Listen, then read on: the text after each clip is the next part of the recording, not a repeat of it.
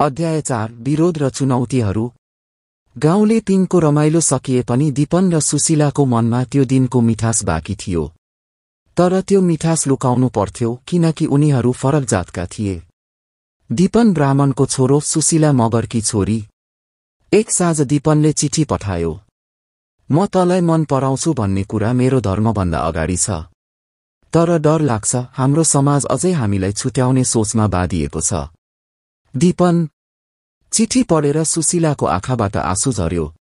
उसले पनि जवाफ लेखी, दीपन, म समाजको डरले तिमीलाई गुमाउन चाहन्न।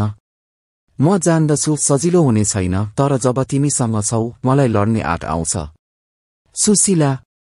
तर कुरा गाउँमा फैलियो।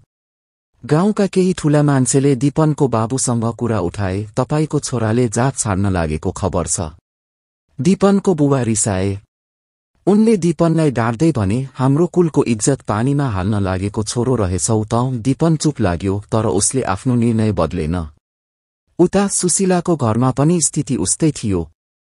आमाले भने, बुहारी त आफ्नै जातकी हुन्छ भनेर सपना देखेको थिए।